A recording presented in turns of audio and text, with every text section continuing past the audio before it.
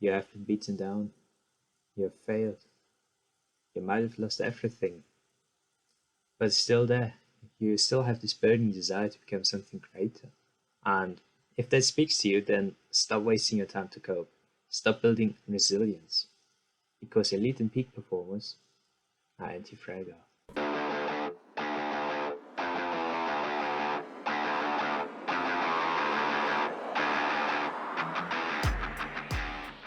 Welcome, everybody. My name is Nicholas, and I'm a neuroscientist and a high performance coach with a focus on psychology and the neuroscience of the most productive state in existence, which is flow.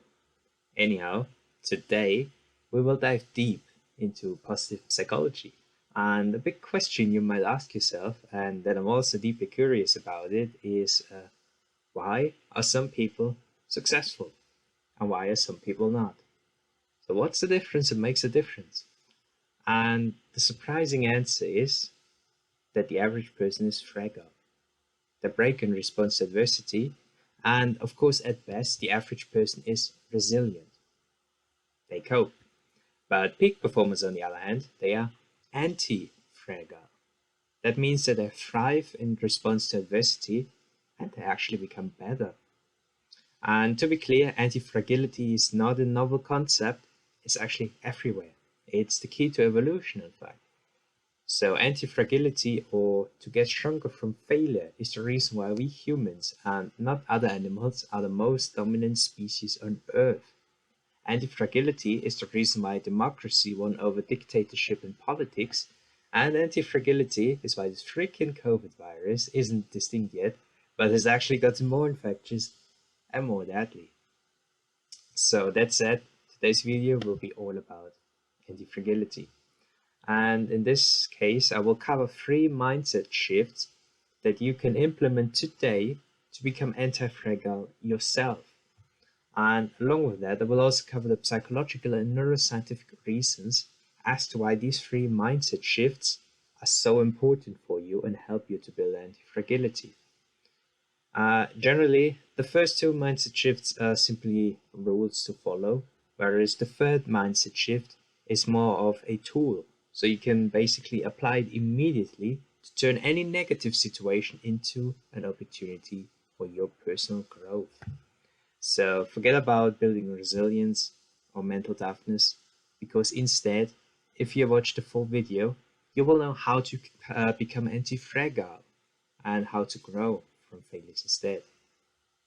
So before we get started, please give the video a like, smash that like button, because again, that would help out the channel to grow so that we reach more people, and let's dive right in. Alright, so first and foremost, let's have a look at anti-fragility itself.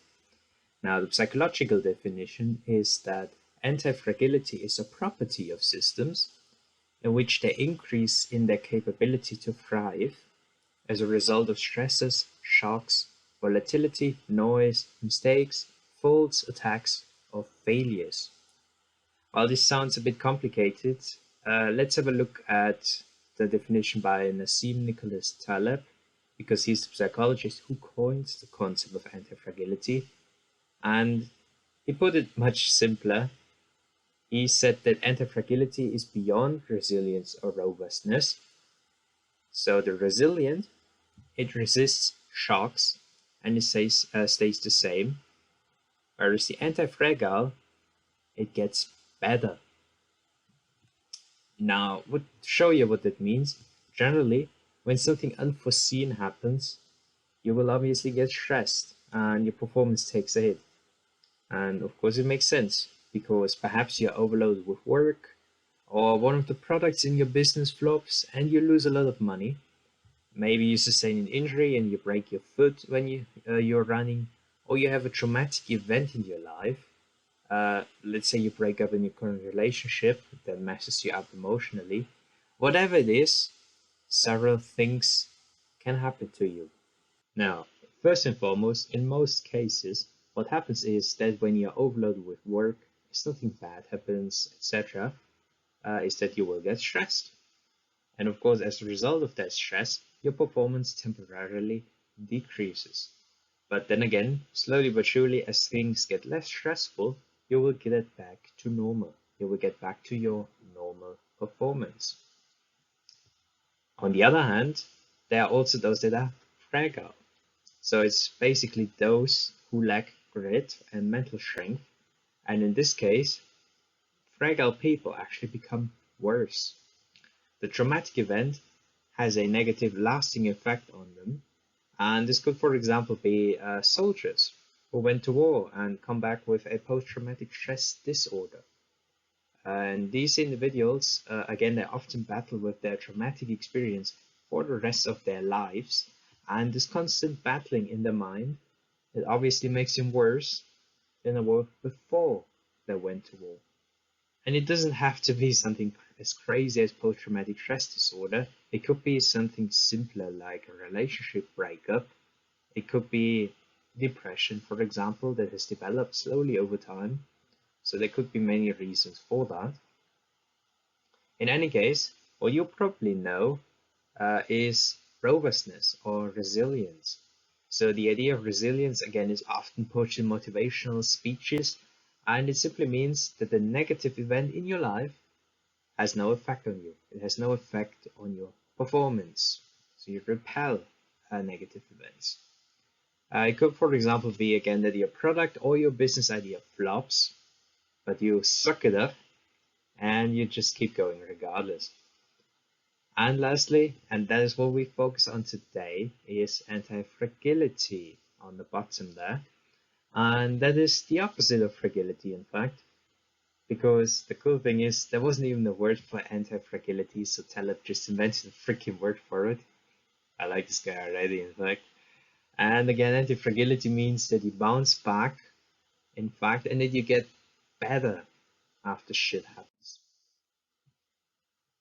And even more important is that peak performers, in fact, seek disturbance.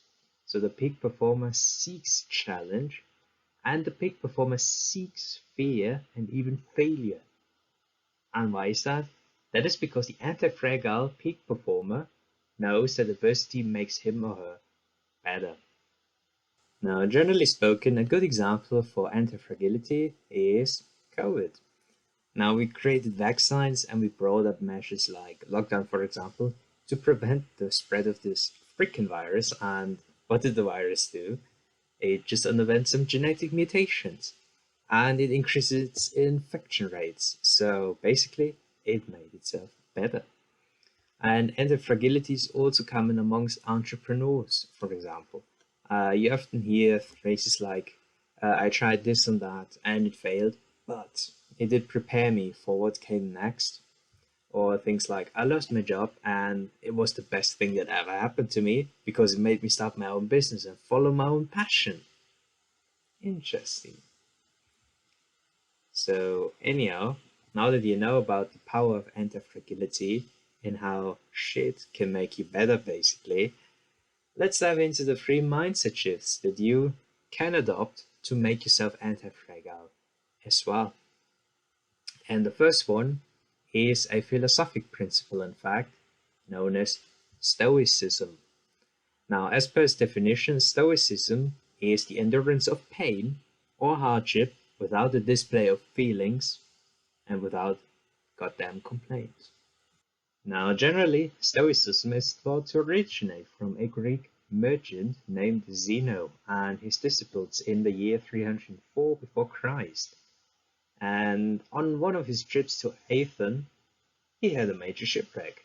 And as a consequence of that, he lost absolutely everything. Well, and he reacted stoic as hell.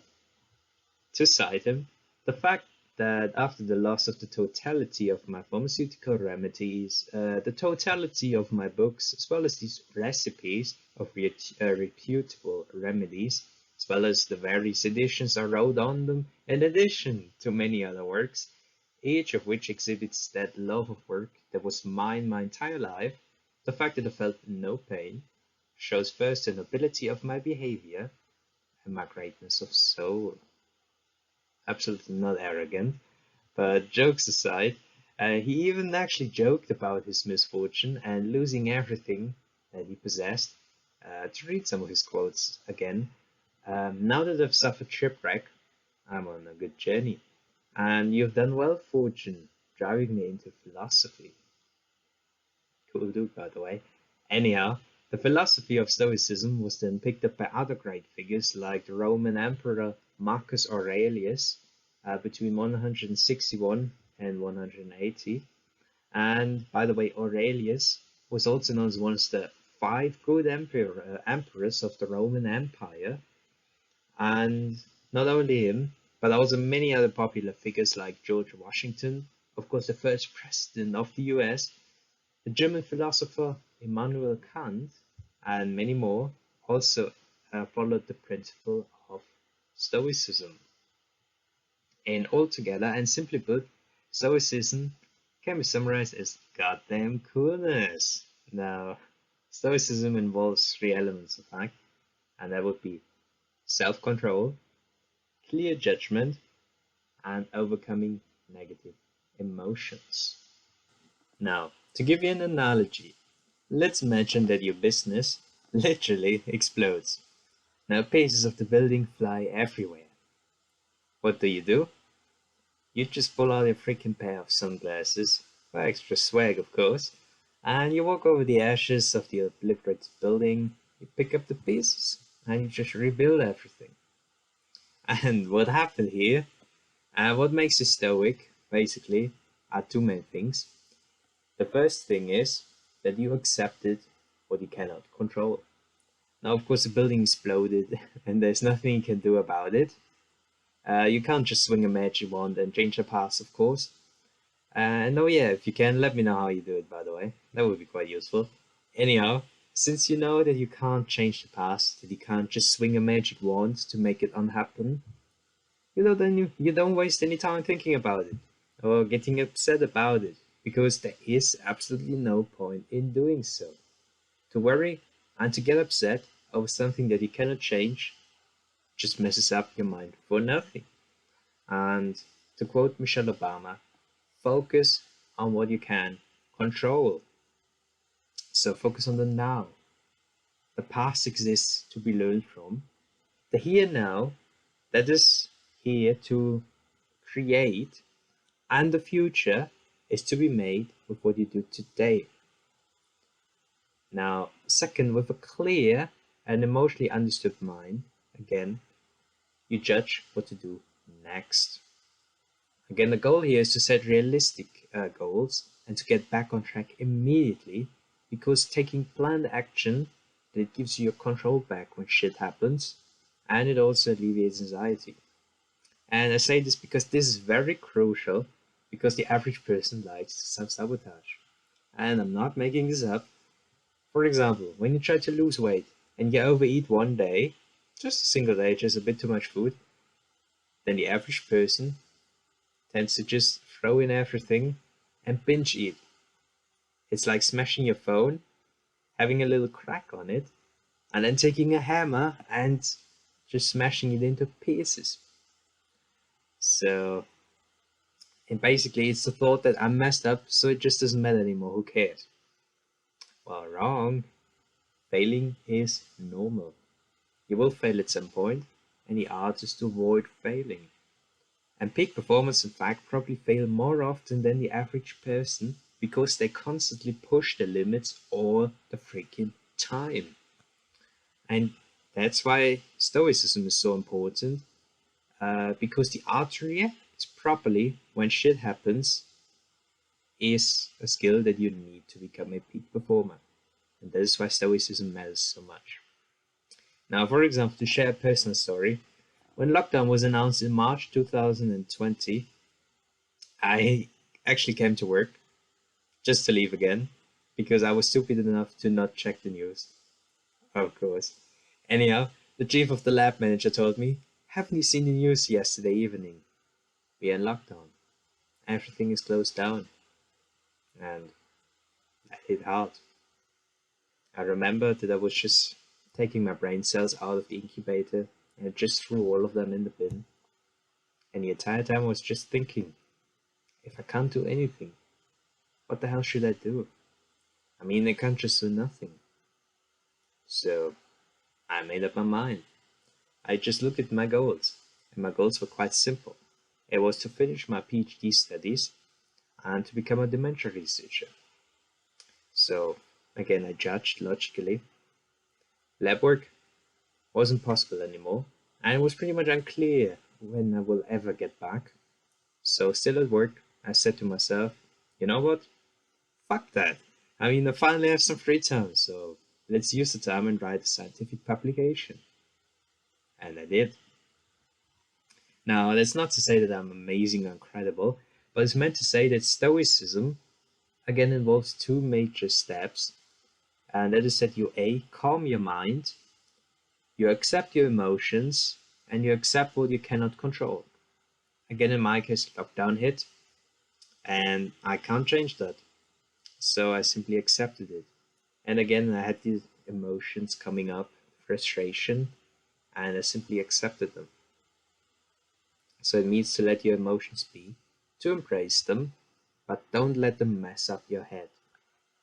And on the other hand, B, what I also did very important is that you look at your goals, you judge the situation with a clear mind, don't let your emotions mess with your mind, stay logic, and you plan what to do next, again to get back on track. Because the reality is taking action and making up plans is the way to relieve anxiety.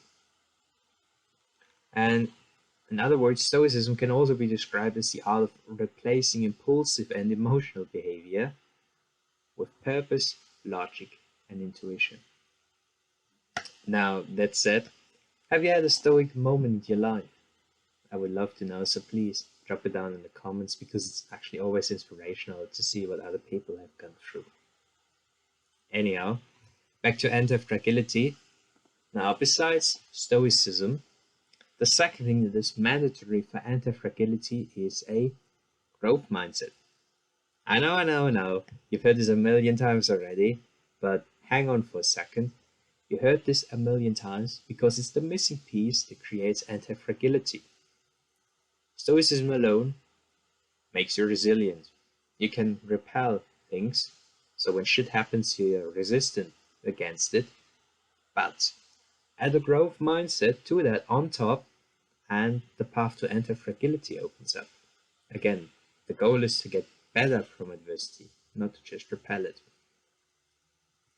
Now, that said, let me make it clear why a growth mindset matters so much from a psychological and even a neuroscientific perspective. Now, generally, as coined by the psychologist Carol Dweck, she's the one who coined the entire idea of a growth mindset, by the way. A growth mindset means that you have a positive mindset towards growth, simply put. And it's basically the idea that you can learn and get good at anything as long as you focus on a single thing, self-improvement. By the way, this is also one of the things that I generally teach people. It's the idea that if you focus on constant self-improvement, that any dream or any ambition that you have can become possible. I call it the Raven Credo, and we can talk about that in another video. Anyhow, in contrast to a growth mindset, a fixed mindset means that you have limiting beliefs about yourself and that you perceive things as unchangeable. So that means if you just fail, if others are better than you, then it means you're not intelligent enough, you're not good enough. And this is also a reason why those with a fixed mindset, they actually like to stay comfortable. They avoid risk, they dislike testing new things, and they in fact also like to impress others and they seek approval, uh, simply because they have difficulties to admit their own mistakes and flaws. All of that is again because those with a fixed mindset believe that their abilities are given. They want to be recognized for what they have, and that is also because they think that I can't change it. They think that if they are not good at something, then they are not good at it, and there's nothing that they can do. So, in the mind of someone with a fixed mindset, the reality is that they often don't even try because they think that I can't improve anyhow. And this is not a joke, it's not just a random quote that I made up.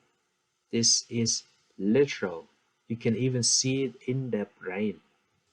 A 2011 study with undergraduate students showed that those with a growth mindset had a higher brain activity than those with a fixed mindset in solving problems. And what it means is that when you have a fixed mindset, your brain just shuts off. It doesn't even bother to think about problems or how you can learn and improve from your mistakes. On the other hand, limiting beliefs also mess up your success because of something known as the Pygmalion effect or self-fulfilling prophecies. Now, simply put, your beliefs influence how much of your potential you can use and how much action you take. And in turn, again, your actions create results that are noticed by others. And other people then show admiration, perhaps they talk about your success with you, which increases your belief in yourself and your skills. And over time, as you run through the cycle of self-improvement over and over and over again, you will build strong efficacy, which is the belief that your skills are good enough to pull off whatever you desire, and you will, of course, create more and more results, and you will be more and more successful. As a side note, the difference between a fixed and a growth mindset is even seen in business. And as business expert Jim Collins describes in his book Good to Great, why some companies make the leap and others don't, most average companies have a CEO with a fixed mindset.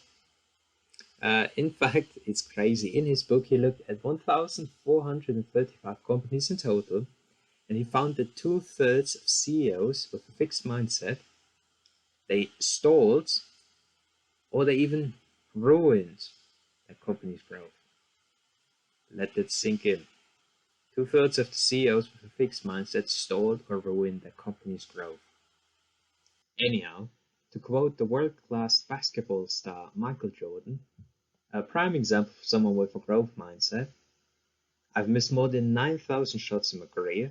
I've lost almost 300 games. 26 times I've been trusted to take the game-winning shot and missed. I've failed over and over and over again in my life, and that is why I succeed.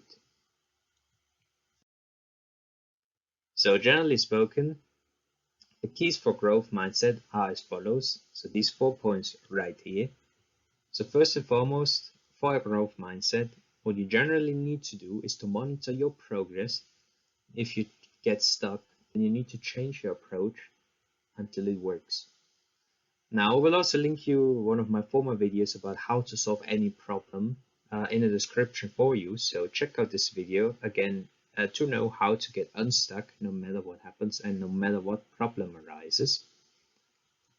And the second thing here, that is also important, and that is to be happy to experiment with new things and to constantly optimize what you're currently doing.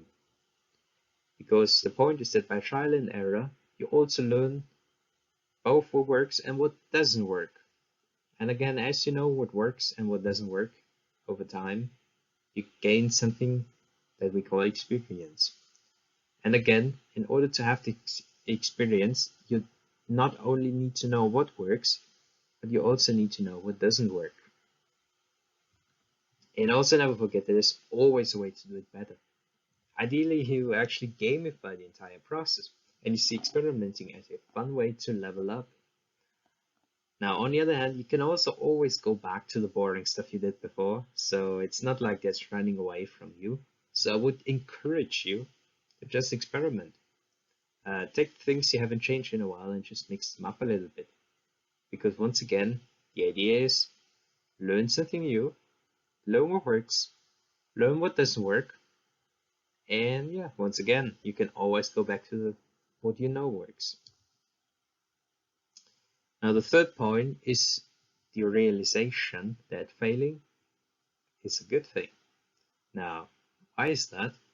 Because you learn more from failing than you will ever do from succeeding. And you have to make yourself clear that if your goal is self-improvement, then failing is actually more valuable for you than succeeding. Now, let's say you try a new dish. You try to cook a new dish, and if it comes out great, Awesome, obviously, but it also means that your cooking skills were already good enough. You were able to cook this dish perfectly, and it means that you haven't actually improved at all.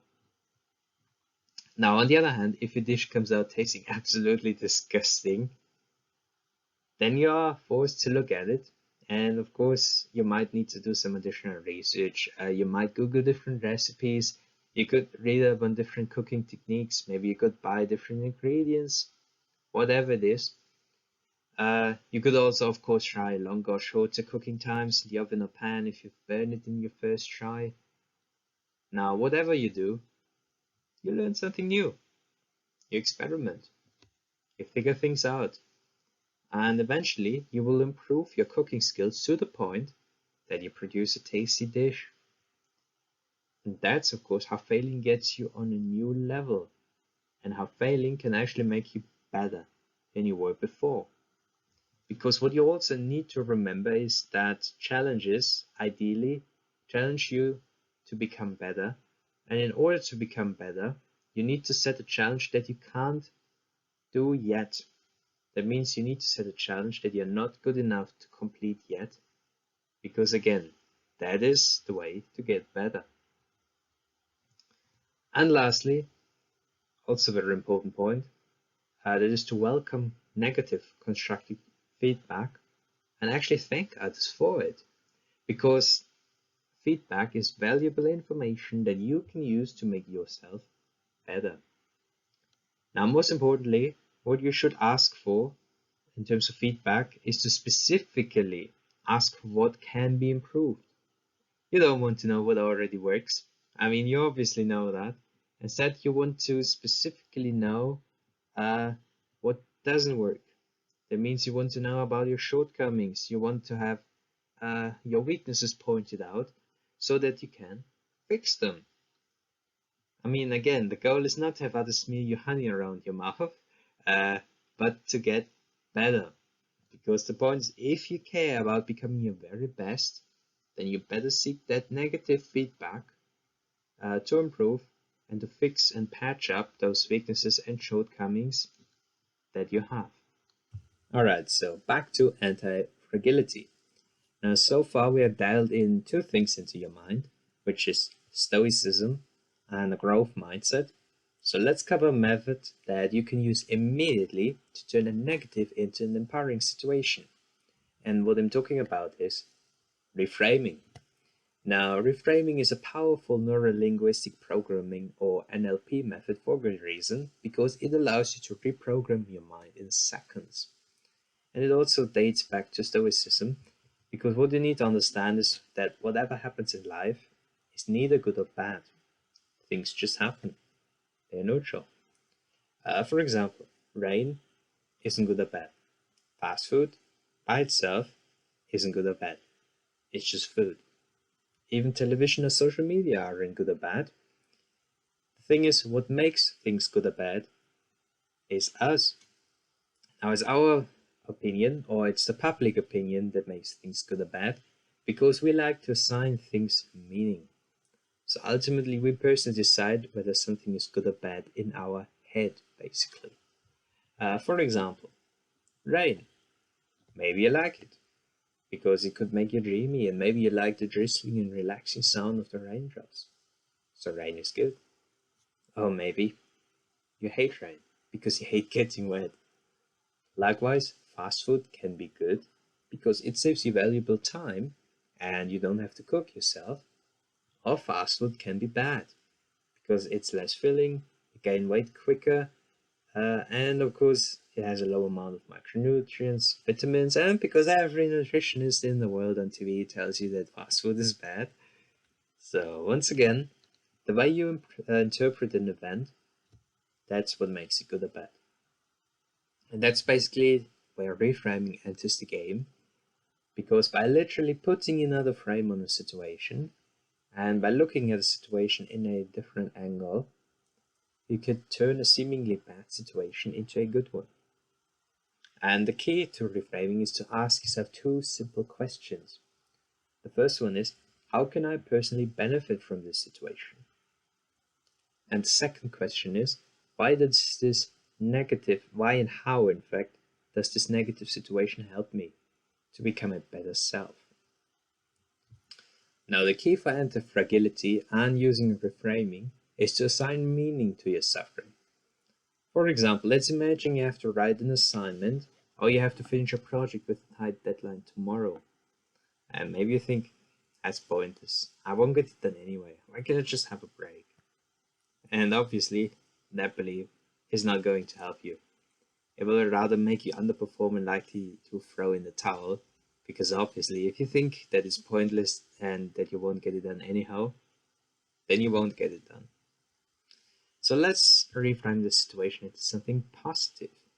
For example, you could tell yourself, tight deadline, things get hard. Awesome. I love challenging myself because I want to get better. And the stress and the pressure from this situation, from the tight deadline, actually helped me to train my greater mental toughness. That's an added bonus. And if I manage to pull off this assignment or project until tomorrow, then any other assignment or any other project with a longer deadline will be a piece of cake in comparison. So basically, that would be a simple example to turn a negative situation into an empowering situation. So you went from, I don't want to do this, I can't be bothered, to awesome, let's do this shit. Alternatively, you can also use reframing to attach meaning to uncomfortable situations.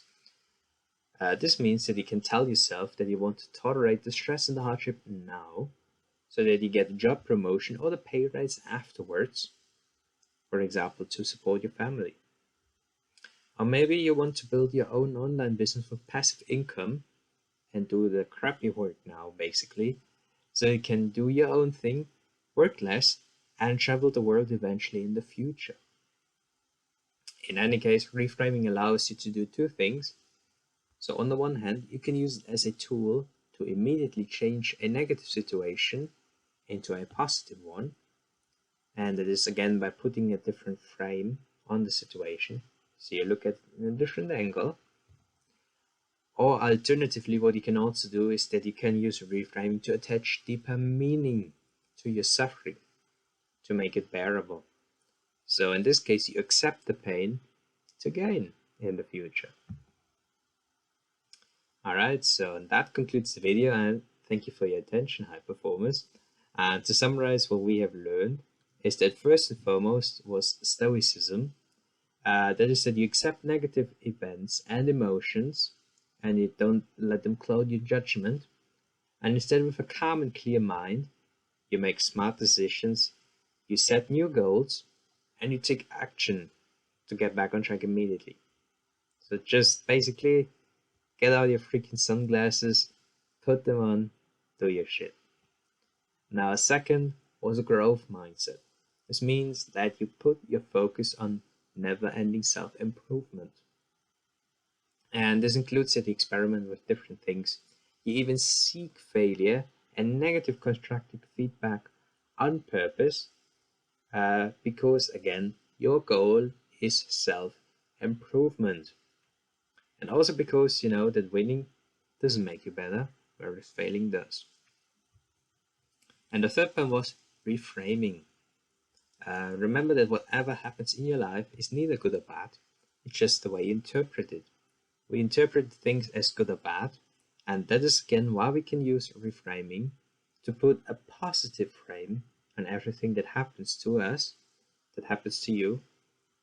And reframing also allows you to see meaning in your suffering, to turn pain into your gain point. And often that's also why that's an important point, those shitty moments in your life, they actually force us to make those powerful changes that revolutionize our life. Now, if you enjoyed the video, please let me know by giving the video a like, and of course subscribe if you haven't, to stay in the loop for future high performance neuroscience content.